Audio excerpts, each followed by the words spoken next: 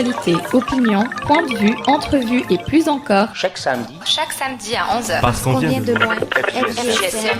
La voix des jeunes. Écoutez-nous.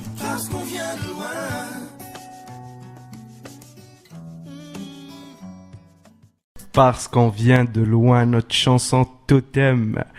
Alors, bienvenue à tout le monde. Merci de nous écouter. Vous êtes avec les jeunes du Forum Jeunesse de Saint-Michel pour votre rendez-vous hebdomadaire Parce qu'on vient de loin, que vous trouverez chaque samedi à 11h et que vous pourrez aussi écouter en différé sur notre chaîne YouTube que vous allez trouver en description et aussi sur Groove Motion.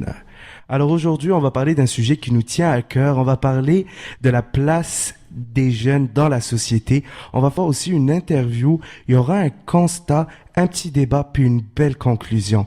Donc aujourd'hui, je suis accompagné de Dounia et ses collaboratrices. Salut Dounia! Salut, ça va Samy? Très bien, et toi? Ça va très bien, merci. Donc aujourd'hui, je suis avec 3 fabuleuses collaboratrices, Lynn, Laurie et Fafa. Salut. Comment ça va les filles? Ça va bien? Oui, ça va très bien. Ça va et toi? Ça va très bien, merci. Donc Lynn, on va d'abord demander comment vont nos 2 autres collaboratrices. Donc premièrement, Fafa, comment s'est passée ta semaine?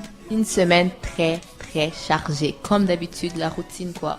L'école, la maison, l'école. Et toi, Laurie? Ça va très bien, sinon pour toi ça va? Ça va très bien, merci. Fafa, tu nous as concocté un beau sujet cette semaine. Tu vas nous faire le portrait d'une personnalité publique. Mais avant que tu nous en parles, on va faire une petite pause musicale. Ok. Alors on continue avec Parce qu'on vient de loin de Corneille. Et vous feriez pareil si seulement vous saviez combien de fois le pain du monde nous a frôlés. Alors on vit chaque jour comme le dernier. Parce qu'on vient de loin, parce qu'on vient de loin, parce qu'on vient de loin, parce qu'on vient de loin. Jour après jour, on voit combien tout est éphémère. Alors vivons pendant qu'on peut encore le faire. Mes chers, alors on vit chaque jour comme le dernier. Chaque jour, et vous feriez pareil si seulement vous saviez. Si seulement vous saviez combien de fois la fin du monde nous a volés. Alors on vit chaque jour comme le dernier.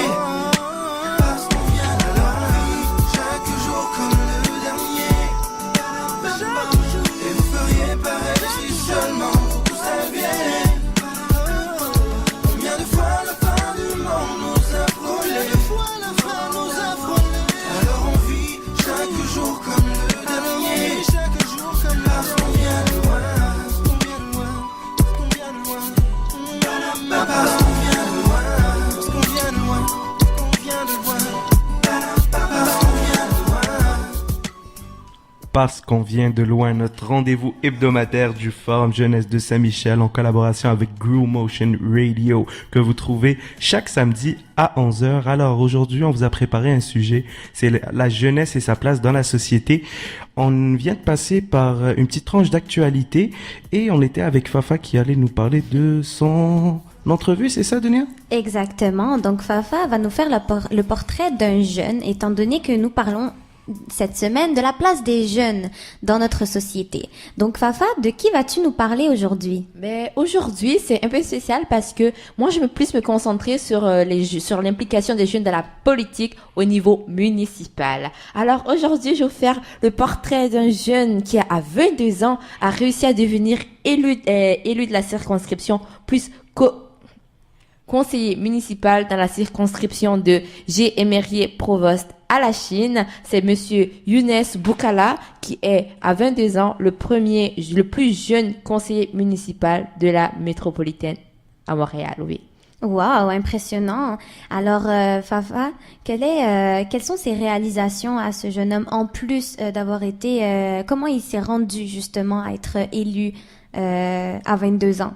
Ben, on va commencer avec un petit peu d'histoire parce que c'est qui Monsieur Yunus? Ben, c'est un étudiant en Sciences Po à l'Université de Québec à Montréal. Tu sais, il jongle entre la politique et ses études. Mais avant de faire tout cela, ben, Monsieur Yunus était un garçon qui était quand même impliqué parce qu'il a été ambassadeur jeunesse pour la Chine, qui est non seulement le comté où il exerce ses fonctions, mais aussi l'endroit où il réside. Il a été ambassadeur jeunesse pour le 375e anniversaire de Montréal, parce que lui, c'est une personne qui est très impliquée pour connaître quoi faire, qu'est-ce qu'on peut faire pour aider les jeunes, quelles sont les idées des jeunes. Alors, je pense, c'est de là qu'est venue sa petite piqûre politique. C'est de là qu'est venue l'envie de s'engager en politique avec son mandat d'ambassadeur pour le 375e anniversaire de Montréal. Waouh, quel bel commencement pour un jeune politicien. Mm-hmm. Est-ce qu'il est le seul actuellement élu comme un jeune élu à la ville de Montréal, ou est-ce qu'il y a d'autres jeunes en politique? Effectivement, il y a d'autres jeunes, mais c'est le plus jeune quand même, 22 ans, être élu à 22 ans, c'est le plus jeune pour l'instant de Montréal. Mais on espère vraiment qu'il servira d'exemple aux autres jeunes parce que comme il le dit souvent, mais tu sais, lui, il veut être un exemple pour les jeunes, pour qu'ils suivent le chemin politique parce que c'est là que se prennent vraiment les grandes décisions. Et je pense que c'est un très bel exemple à suivre parce que vraiment, je pense que son parcours inspirera beaucoup de jeunes et inspire beaucoup de jeunes, ouais. Ben, merci beaucoup pour ce fabuleux portrait, Fafa. Donc, je vais revenir à Aline qui va nous faire un constat, mais juste avant, on va faire une pause musicale. Chaque jour, et vous feriez pareil si seulement vous saviez, si seulement vous saviez. Combien de fois la fin du monde nous a frôlés. Oh, alors on vit chaque jour comme le dernier. Parce qu'on vient alors on vit chaque jour comme le dernier. Et vous feriez pareil si seulement vous saviez. Combien de fois la fin du monde nous a frôlés. Combien de fois la fin nous a frôlés. Alors on vit chaque jour comme le dernier. Chaque jour comme parce qu'on vient de loin. Parce qu'on vient de loin. Parce qu'on vient de loin. Parce qu'on vient de loin. Parce qu'on vient de loin. On veut faire la radio. Parce qu'on vient de loin. Parce qu'on vient de loin.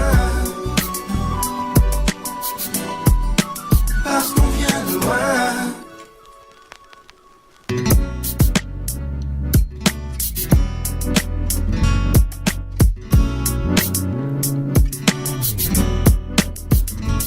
Nous sommes nos propres pères, si jeunes et pourtant si vieux, ça me fait penser. Tu sais, nous sommes nos propres mères, si jeunes et si sérieux, mais ça va changer. Oh, oh, oh.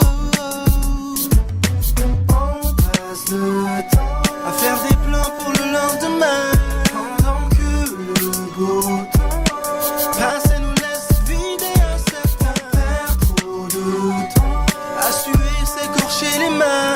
À quoi ça sert si on n'est pas sûr de voir demain? À rien. Alors on vit chaque jour comme le dernier. Et vous feriez pareil si seulement vous saviez. Combien de fois la fin du monde. Vous êtes toujours avec les jeunes du Forum Jeunesse de Saint-Michel avec leur émission Parce qu'on vient de loin que vous trouvez chaque samedi à 11h. Alors aujourd'hui, on a choisi comme sujet la place des jeunes dans la société et je vais donner la parole à Dunia pour nous faire un petit constat, si j'ai bien compris. Ben, merci beaucoup, Samy. Donc, dans le fond, là, on va parler aujourd'hui, étant donné que notre sujet est la place des jeunes dans la société. Donc, je vais demander à ma chère collaboratrice, Lynn, de nous faire un constat de la place des jeunes dans les sphères décisionnelles, que ce soit au Québec, au Canada ou ailleurs dans le monde. Donc, Lynn? Mais avec plaisir, Dunia. Alors, je vais parler un petit peu, donc voilà, je vais faire un constat de l'état, de la place des jeunes un petit peu dans la société. Donc, à l'échelle nationale, un petit peu de statistiques pour que vous vous mettiez un petit peu en contexte. Les moins de 40 ans ne représentent que 1,4% des membres du CA, selon un sondage mené en 2017 par le Conseil canadien pour la diversité administrative. Donc ça donne un petit peu une idée de la place que les jeunes prennent dans les conseils d'administration. Cependant, il y a eu des mesures qui ont été prises, notamment d'ici 2021, les sociétés d'État du Québec devront avoir dans leur conseil d'administration au moins une personne âgée de 35 ans ou moins au moment de sa nomination. Donc selon le projet de loi 693 qui a été adopté en 2016, ça va devenir une obligation. Sinon, on peut voir aussi un avancement du côté de ce qu'on appelle des ailes jeunesse. Est-ce que vous savez ce que c'est des ailes jeunesse ? Non, c'est quoi les ailes jeunesse? Mais je vais vous le dire. C'est un regroupement de jeunes qui jouent en général un rôle de représentation et de conseil au sein de différentes instances. Donc on en retrouve beaucoup à Montréal. Il y a l'aile jeunesse de la Chambre des commerces par exemple. Également, il y a quasiment tous les partis qui comportent aujourd'hui une aile jeunesse, qui organisent des activités, qui diffusent de l'information. Il y a également le conseil jeunesse du Premier ministre. Donc on peut retrouver toutes ces informations sur le site officiel du Parlement du Canada. Donc c'est déjà un bel avancement. On remarque aussi que les jeunes prennent de plus en plus de place à travers les associations étudiantes. Donc au Canada et aussi à travers le monde, dans plusieurs universités, collèges, lycées, on peut retrouver des associations étudiantes qui offrent cet espace-là aux jeunes. L'association, ça sert à représenter les étudiants d'un établissement, autant d'enseignement collégial que d'université, à promouvoir leurs intérêts communs concernant diverses activités, notamment l'enseignement, les services et l'administration de leur établissement. Donc on veut qu'ils aient quand même une voix et un certain droit de regard sur ce qui leur arrive autour dans les sphères de l'établissement. On peut retrouver toutes les informations liées à ça sur la page du ministère de l'Éducation et de l'Enseignement supérieur. Donc les différentes associations qu'il y a dans différentes écoles, ça peut être intéressant d'aller regarder. Sinon, je peux vous parler aussi, il y a le Conseil permanent jeunesse qui a pour fonction de conseiller le ministre responsable des dossiers jeunesse sur toute question relative à la jeunesse.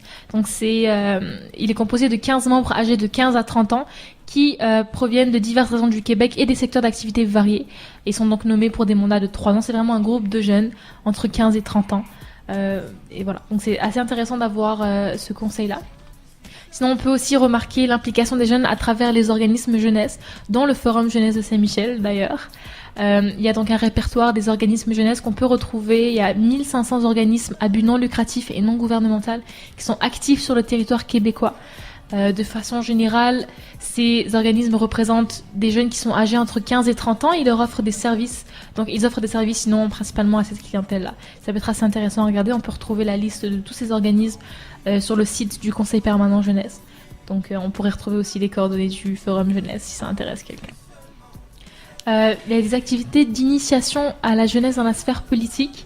On en parlait d'ailleurs tout à l'heure pour ce qui est de la sphère politique. Il y a le Parlement Jeunesse Québec, il y a le Sommet Jeunesse Canada, qui sont des simulations parlementaires qui sont offertes aux jeunes, donc les jeunes peuvent y participer. C'est assez intéressant à regarder. Donc voilà. Sinon, moi, en faisant ce constat, donc en petit résumé, on parle beaucoup de représentation, on parle beaucoup de conseillers, on parle beaucoup de tout ce qui est, donc d'écouter. Mais là, on se demande, est-ce que les jeunes ont réellement un pouvoir décisionnel au milieu de ces organisations-là, au milieu de ces espaces-là? Est-ce qu'on leur donne vraiment un certain pouvoir ou pas? C'est la question que je me pose aujourd'hui. Et c'est un sujet très intéressant, Lynn, qu'on abordera après cette pause musicale.